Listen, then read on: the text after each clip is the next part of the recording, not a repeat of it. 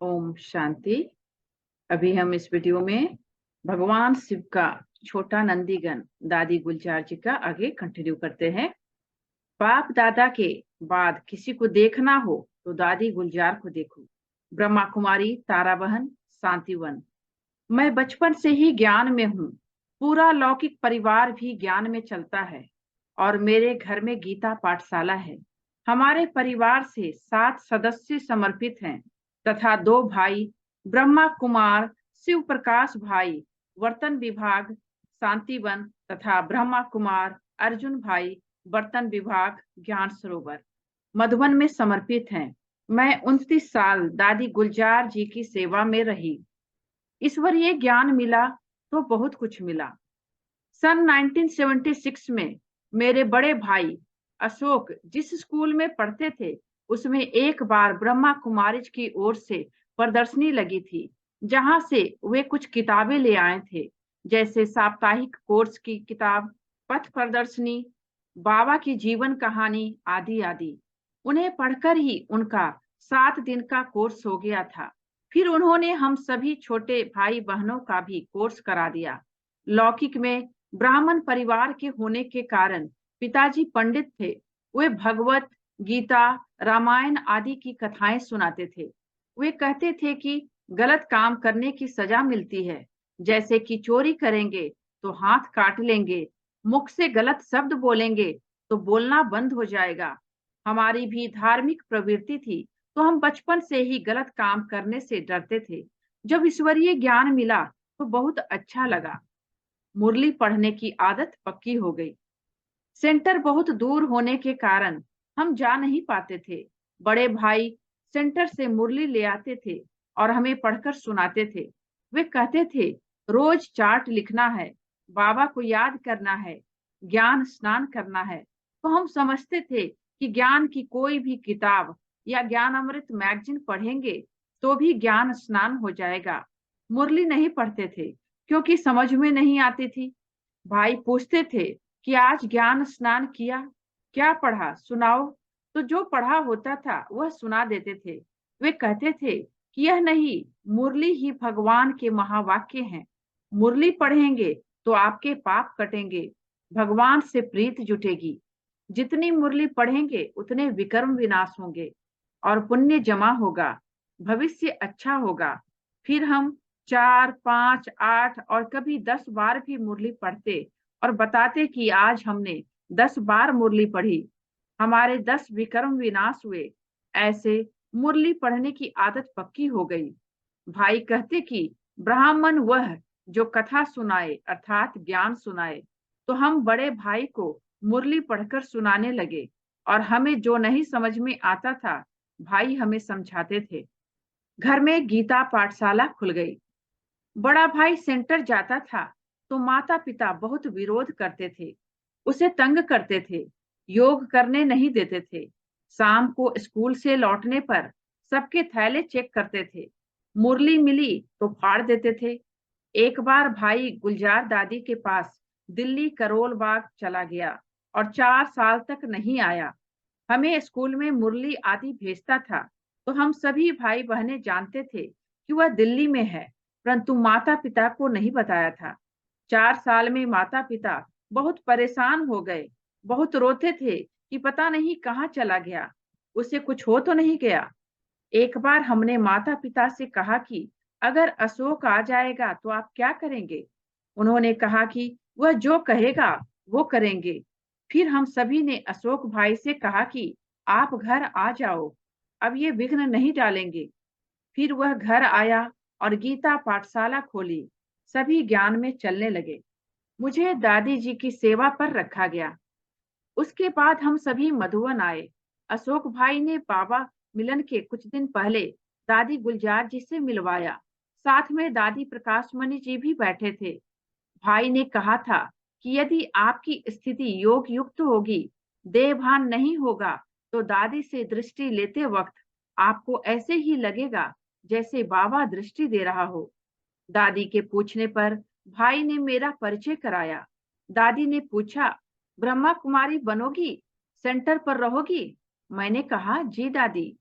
मैं तो पूरी तरह से तैयार थी। घर में रहते पढ़ाई में मन नहीं लग रहा था और मैं जल्दी से जल्दी सेंटर पर जाना चाहती थी, क्योंकि सुना था कि विनाश होने वाला है।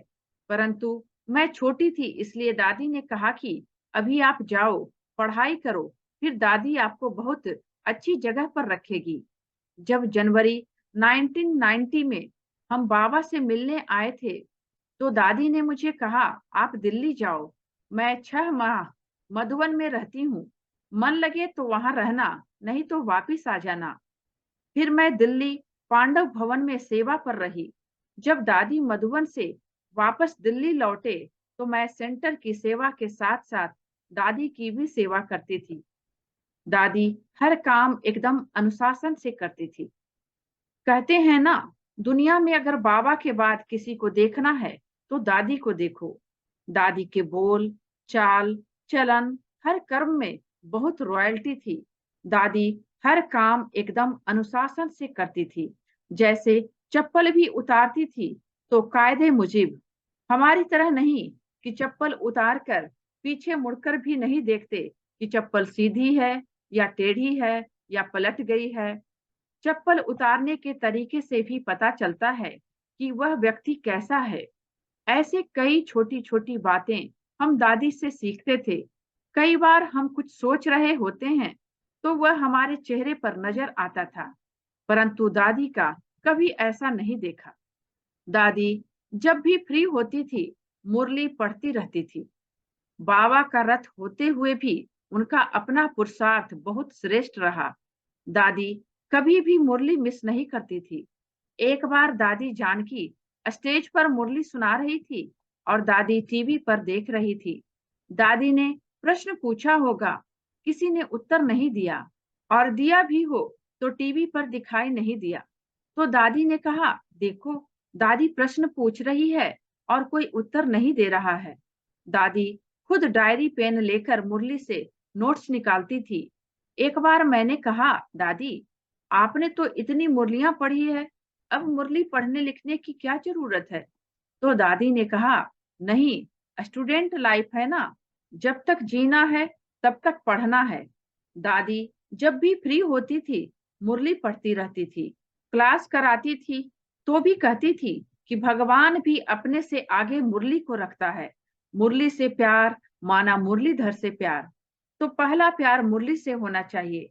आप कहते हैं कि मेरा बाबा से 100% प्यार है और बाबा की मुरली आप नहीं सुनते, उनका कहना नहीं मानते, तो प्यार कैसे हुआ? आप रोज सुबह उठकर अपने माता पिता के पांव छुएं और वे जो कहते हैं आप न माने, तो क्या वे खुश होंगे? ऐसे ही मुरली सुनने का टाइम नहीं है या कभी कभी सुन लेते हैं, तो यह बाबा से प्यार नहीं हुआ। दादी कहती, बाबा की मुरली साज के रूप में सुनो। यदि कभी कोई कहते कि मुरली में रोज वही वही तो पॉइंट है कि अपने को आत्मा समझ मुझ पिता को याद करो, तो दादी कहती कि रोज वही पॉइंट सुनते हैं परंतु परिवर्तन नहीं होता है। लेकिन किसी दिन वही पॉइंट सुन के आपका जीवन परिवर्तन हो जाएगा। दुनिया में काठ की मुरली से जैसे भिन्न भिन्न साज निकलते हैं, वैसे बाबा की मुरली भी आप साज के रूप में सुनो। मुरली में कभी कुछ लहर होती है, कभी कुछ लहर होती है, तो संगीत के रूप में सुनेंगे तो मुरली में मन लगेगा। मुरली में चारों सब्जेक्ट आते हैं। शुरू शुरू में हम एक ही पेज में 4 कॉलम बनाते थे। ज्ञान की पॉइंट आई तो ज्ञान के कॉलम में लिखते थे, योग की योग के कॉलम में, धारणा की धारणा के कॉलम में, और सेवा की सेवा के कॉलम में। इससे मुरली में अटेंशन रहता है, मन लगा रहता है। फिर कभी कहते कि भगवान इतनी दूर से हमें पढ़ाने के लिए आए हैं, हमने ही उन्हें बुलाया कि हम दुखी हैं, आओ।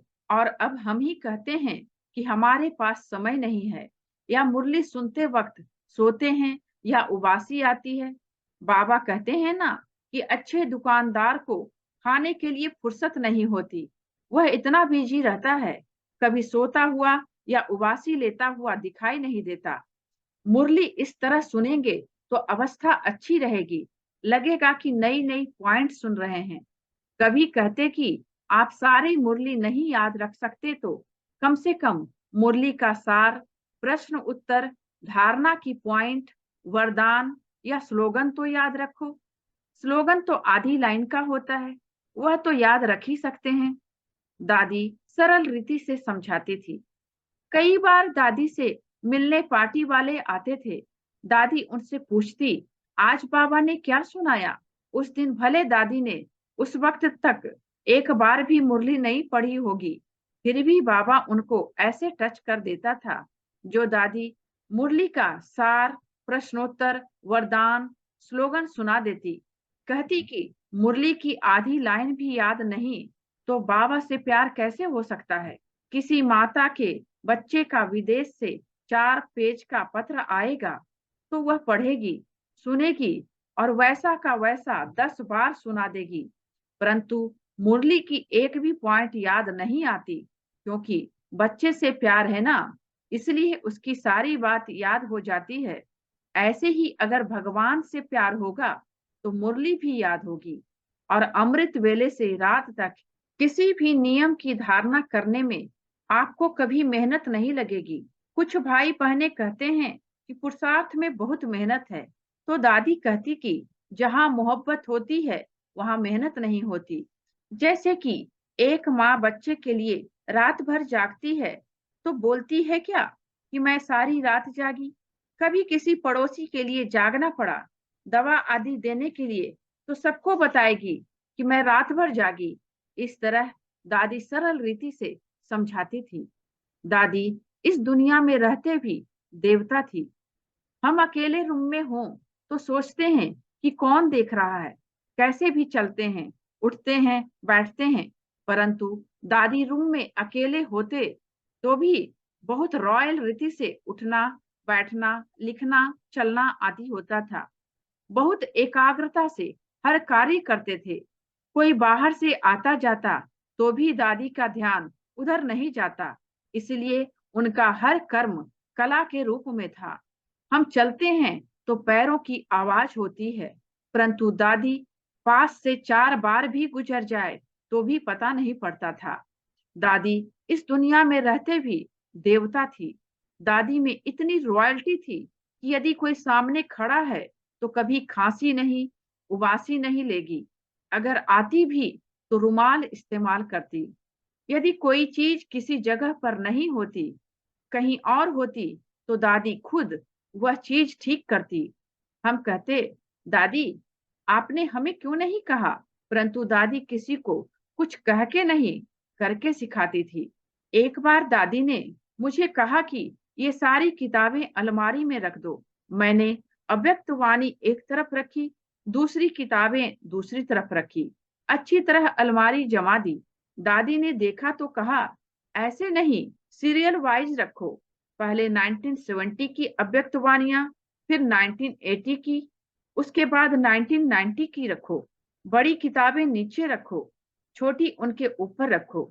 उनके ऊपर फिर चिटकी भी लगवा दी कि यह अव्यक्त वाणी है या किताब है, ताकि किसी को भी भेजें तो वह आराम से वह किताब ला सके।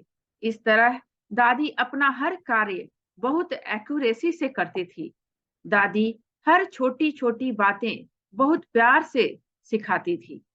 बाबा मिलन का टर्न खत्म होने के बाद दादी देश विदेश में भी सेवार्थ जाती थी, क्योंकि कई देश ऐसे थे जहां से बच्चे बाबा मिलन में नहीं आ पाते थे। तो उनकी भावना होती थी कि हम कम से कम भगवान के रथ को तो देख लें। जब भी दादी कहीं जाती तो मैं नीलू बहन जी के साथ पैकिंग करती थी। टोली, सौगात, कपड़े आदि रखती थी। एक बार दादी 1 माह के विदेश टूर से वापस आए और मुझे कहा, आपसे एक बहुत बड़ी गलती हुई है। मुझे जब याद नहीं आया कि क्या गलती हुई है, तो दादी ने कहा, मुरली आत्मा का भोजन है। आप मुरली रखना भूल गए। उस जमाने में इंटरनेट, मोबाइल आदि नहीं थे जो सिंधी मुरली मिल सके। तब से दादी के सामान में पहले मुरली रखती थी, फिर बाकी सामान। ऐसे दादी प्यार से समझाती थी, कभी डांटती नहीं थी। दादी हर छोटी छोटी बातें बहुत प्यार से सिखाती थी। दादी ने कभी डांटा नहीं। एक बार हम क्लास में थर्मस से पानी निकाल रहे थे तो गिलास भी पूरा भर गया। पानी ट्रे में भी गिर गया और थोड़ा नीचे भी गिर गया। दादी ने फिर सिखाया कि इतना पानी गिलास में रहे जो किसी को उठाकर देने में गिलास छलके नहीं। दादी बाबा की टचिंग बहुत स्पष्टता से कैच करती थी। बाबा मिलन की सीजन में दिल्ली से मधुबन आने से पहले दादी दिल्ली के साथी निवासियों की क्लास में कुछ न कुछ होमवर्क देकर आती। एक बार कहा कि अभी क्रोध मुक्त का चार्ट रखना और मुझे मधुबन में भेजते रहना। उसके 2 दिन बाद बाबा मिलन की मुरली पूरी क्रोध मुक्त पर चली। ऐसे ही एक बार दादी ने परोपकारी विषय पर क्लास कराई और फिर बाबा मिलन में बाबा की उसी टॉपिक पर मुरली थी। ऐसे कई बार हमने देखा कि दादी इतनी क्लीन एंड क्लियर माइंड थी कि बाबा की टचिंग बहुत स्पष्टता से कैच करती थी। तभी हमें लगता कि यह दादी नहीं, बाबा ही बोल रहा है। हमने कभी दादी के शब्दों को हल्के में नहीं लिया, यही समझा कि बाबा बोल रहा है। दादी के कमरे में जाते तो अशरीरी हो जाते थे। दादी जानकी कई बार दादी को बाबा से अपने लिए संदेश लाने को कहते थे। दादी संदेश लाते और एक चिट्ठी पर लिखकर दे देते थे। जो भी संदेश दादी लाते बहुत एकाग्रता से अपने कमरे में बैठकर जैसे का वैसा लिखते थे। कोई कोई संदेश तो 3-4 पेज तक के बड़े बड़े होते थे।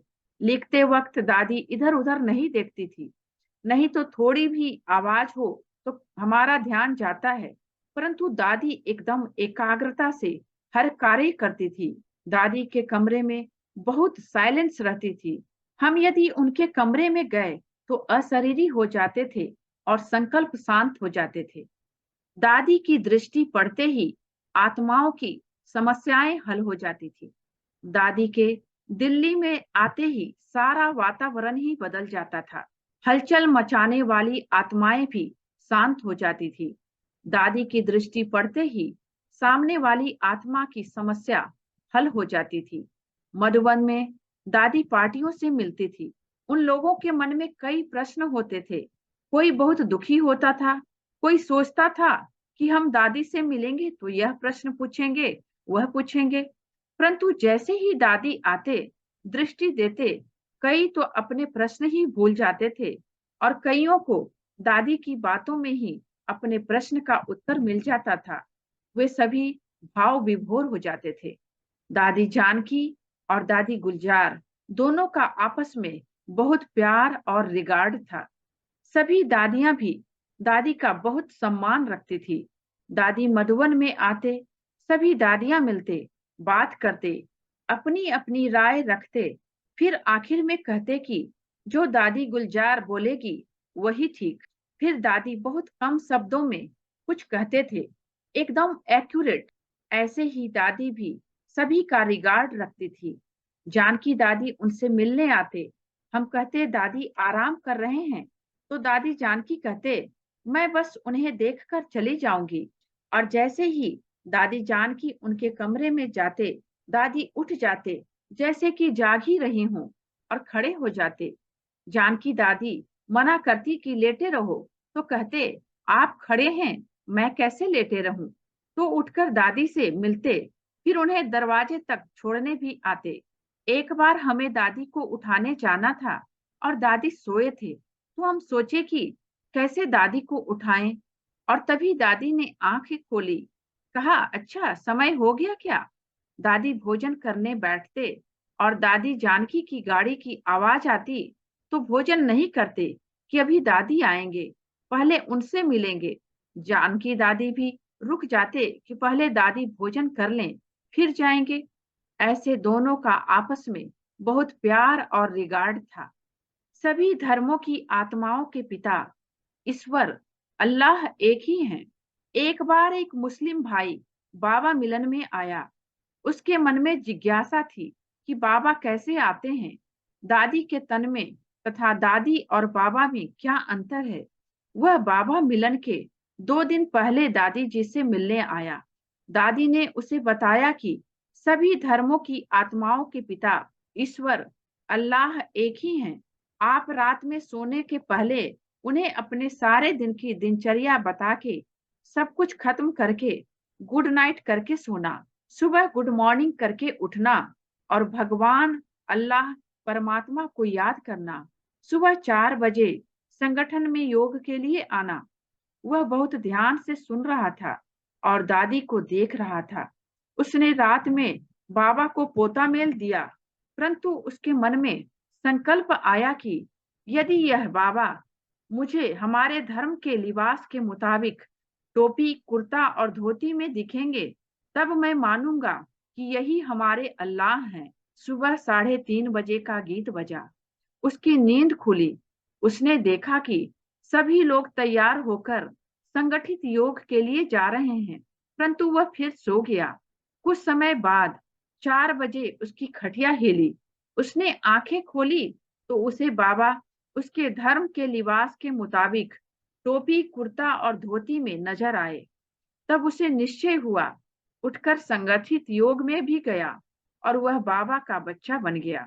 जैसे महाभारत में बताते हैं कि किसी का जन्म कान द्वारा हुआ, किसी का मुख द्वारा हुआ, किसी का नैनों द्वारा, ऐसे किसी का जन्म होता नहीं है, परंतु यहाँ पर कोई का दृष्टि से या कोई का कानों द्वारा महावाक्य सुनने से जीवन परिवर्तन हो जाता है।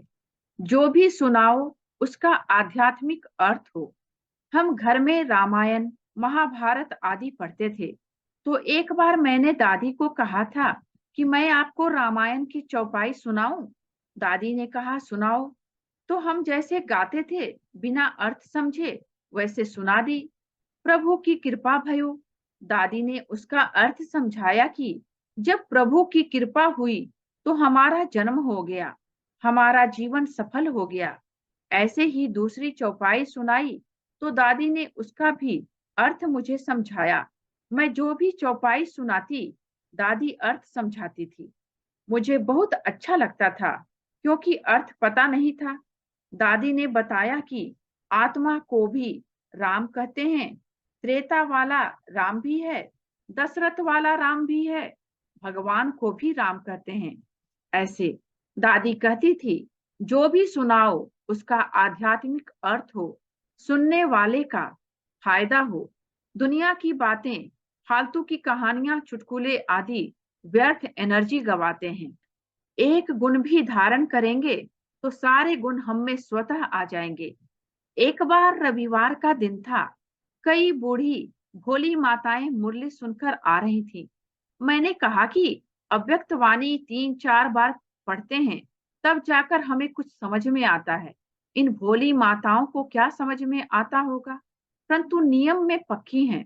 दादी ने कहा नहीं, ये सुबह से उठती हैं, तैयार होती हैं, यही धुन रहती है कि बाबा की मुरली सुनने जाना है या योग में जाना है, तो उसके भी नंबर जमा होते हैं।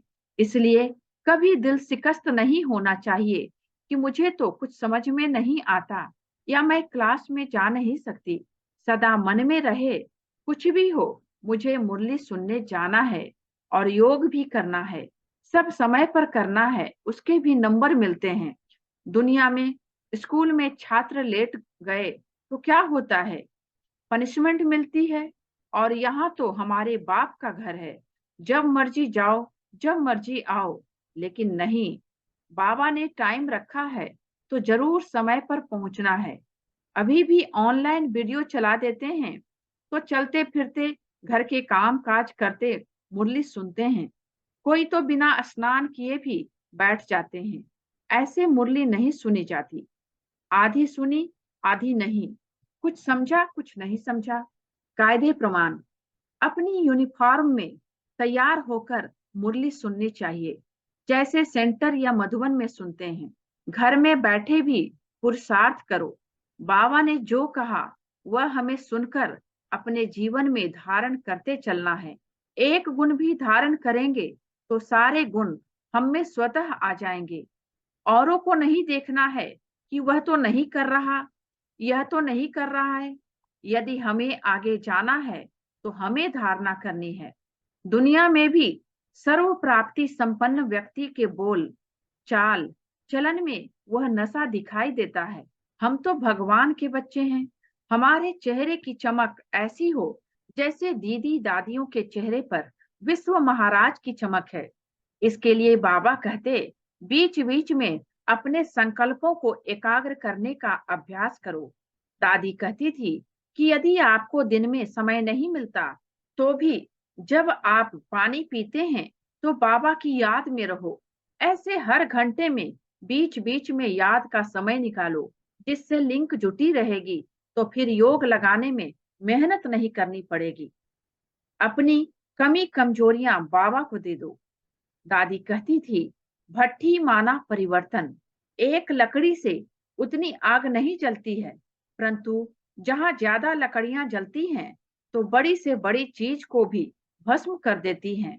जैसे कच्ची ईंट भट्ठी में पककर निकलती है, ऐसे मजबूत बनने के लिए भट्ठी रखी जाती है कि संगठन में सबको एक दो का सहयोग मिल सके। दादी कहती थी, हर एक को अपनी कमी कमजोरियों का पता होता है कि मुझ में क्रोध ज्यादा है या कुछ और, तो वह सब कुछ बाबा को दे दो। जब क्रोध आएगा तो आपको याद आएगा कि यह बात तो मैंने बाबा को दे दी। इससे परिवर्तन में मदद मिलेगी। हर काम में अनुशासन। एक बार दादी से किसी ने पूछा कि मम्मा ने ऐसा क्या पुरुषार्थ किया जो इतने कम समय में संपूर्ण बन गई। दादी ने कहा, जो बाबा ने कहा मम्मा ने किया। मम्मा बाबा को फॉलो करना है और कुछ नहीं। बस दुनिया में तो वे लोग कितनी कठोर तपस्या करते हैं, पानी में, जंगलों में एक टांग पर खड़े होकर। हमारा तो सहज योग है। ऐसा कह के हम अलबेले हो जाते हैं। दादी हर काम बहुत अनुशासन से करती थी। एक बार अव्यक्त पानी लेने मैं डिपार्टमेंट में गई। वहां ताला लगा था। मैंने कहा, इंचार्ज नहीं है, मैं अभी अव्यक्त पानी ले आती हूँ, बाद में उन्हें बता देंगे कि आपके लिए लेकर गए हैं। दादी ने कहा, नहीं, जब इंचार्ज आएंगे तो उन्हीं से लेकर आना। दादी को सदा रहता था कि जैसे कर्म मैं करूंगी, मुझे देख और करेंगे। आज मैं दादी के लिए बिना पूछे किताब ले आती तो हो सकता है कल किसी और के लिए भी ले आऊं। ऐसे दादी छोटी छोटी बातों का भी ध्यान रखती थी। दादी छोटों से कहती कि यदि आपको कुछ चाहिए तो मुझे बताना, और बड़ों से कहती, आप छोटों का भी ध्यान रखना। बाबा भी दादी का बहुत रिगार्ड रखते थे। दादी बहुत न्यारी प्यारी रहती थी। दादी से सभी का बहुत प्यार था। मीटिंग में भी सभी दादी का इंतजार करते थे। दादी कमलमणि, रुक्मणी दादी जब दादी आते तो खड़े हो जाते थे। दादी मना करती थी, भोजन करते भी इंतजार करते थे। दादी निरहंकारी, निर्माण, निसंकल्प और बिल्कुल बाप समान थे। एक बार बाहर के बच्चों के प्रोग्राम में दादी आई थी। सभी बच्चे एक लाइन में खड़े होकर दादी से दृष्टि ले रहे थे। वे दृष्टि को इतना जानते नहीं थे, फिर भी उन्हें दादी की बहुत कशिश हो रही थी। बाबा भी दादी का बहुत रिगार्ड रखते थे। कई संदेशों में हम सुनते हैं कि बाबा भी वतन में दादी का इंतजार करते हुए कहते कि आओ बाप की दिल तख्त नसीन बच्ची आओ, बाहें पसारे, कभी कुछ टाइटल से दादी का स्वागत करते थे। दादी भी बाबा मिलन के दिन के लिए बहुत तैयारियां करती थी। उन दिनों बहुत ठंडी चीजें नहीं खाती थी, साइलेंस में बहुत रहती थी, जैसे वतन में ही हो, क्योंकि बाबा आने वाला है। उस दिन कॉटेज में भी सन्नाटा छा जाता, जैसे बाबा आया हुआ हो। दादी इशारों से बात करती थी। जैसे ब्रह्मा बाबा के अव्यक्त होने के दिन बाबा ने रात में मुरली चलाई और कहा, अच्छा बच्चों से विदाई। ऐसे ही 2017 में अव्यक्त बाप दादा के आखिरी मिलन में बाबा से पूछा गया, अगले वर्ष क्या? तो बाबा ने कहा, समाप्ति वर्ष। उसके बाद से जैसे वह पाठ समाप्त हो गया और दादी मुंबई चली गई। दादी इशारों से बातें करती थी, एकदम साइलेंस में रहती थी। जैसे बाबा के नैनों से हम समझ जाते हैं ना, वैसे ही दादी के नैनों से भी हम समझ जाते थे। कभी कुछ दादी को दिखाते तो हमें खुश करने के लिए देखती थी, मुस्कुराती थी। दादी से मिलने वालों के संकल्प पूरे हो जाते थे। एक बार किसी ने दादी से मिलने के बाद संकल्प किया कि ये बीके लोग क्लास कराते हैं, मिलते हैं तो ओम शांति कहते हैं, परंतु इनका बाबा ओम शांति क्यों नहीं कहता। उस मिलन में बाबा आए तो बाबा ने कहा ओम शांति। बाबा का वरदान है, मुझे दर्द का अनुभव नहीं होता है। एक बार एक माता पीछे कोने में बैठी रो रही थी कि मुझे आगे नहीं बैठने दिया गया, और उस मुरली में बाबा ने कहा कि बाबा आगे वालों को नहीं, पीछे कोने में बैठने वालों को देख रहा है। दादी के लिए डॉक्टर को कॉल करते थे तो चाहे 2 बज रहे हों, 4 बज रहे हों, चाहे लॉकडाउन हो, चाहे डॉक्टर बहुत बिजी हो, तो भी दादी को देखने के लिए आ जाते थे। दादी उनसे पूछती थी, आप कैसे हो? वे पूछते, दादी आपको कहाँ दर्द है? तो दादी कहती, बाबा का वरदान है, मुझे दर्द का अनुभव नहीं होता है। वे लोग भी समझते कि मंदिर में आए हैं। वे भी कुछ संकल्प लेके आते थे कि यह ब्रह्मा कुमारी संस्था की चीफ हैं। हम ऐसा संकल्प करेंगे तो हमें यह फायदा हो जाएगा। फिर वो अनुभव भी सुनाते थे। कई नर्स बहनों ने भी अनुभव सुनाए कि हमारा तबादला हो गया, हमारी पदोन्नति हो गई, किसी डॉक्टर का कोई काम नहीं हो रहा था तो उसका रुका हुआ काम भी हो गया। दादी सबको दृष्टि देकर शक्ति भरकर चली गई। दादी आखिरी 3 साल मुंबई में रही, परंतु आखिरी 1 माह ही अस्पताल में थी। बाकी समय सेंटर पर ही रही। आखिरी दिन कोरोना के होते भी अस्पताल वालों ने सारे बंधन हटा दिए, सभी को आने दिया। सभी वरिष्ठ भाई बहनें आए, दादी से मिले, दृष्टि ली। उस समय 10:30 बजे का रिकॉर्ड बज रहा था, और जैसे बाबा जाता है वैसे ही दादी ने आंखें बंद की, जैसे कि बाबा आया और दादी को ले गया। फिर कमरे में एकदम साइलेंस हो गई। दुख वाली साइलेंस नहीं, सभी वहीं के वहीं खड़े रहे। ऐसे दादी सबको दृष्टि देकर शक्ति भरकर चली गई। दादी ने कहा था, आपको अभी साइलेंस में रहना है, बाबा को याद करना है। हमें रोज दादी याद आती है, क्योंकि अव्यक्त बाबा को देखते हैं तो लगता है जैसे दादी ही है। ओम शांति। इस वीडियो में बस इतना ही। इसके आगे हम अगले वीडियो में सुनेंगे। थैंक यू बाबा का, और थैंक यू आप सबका। ओम शांति।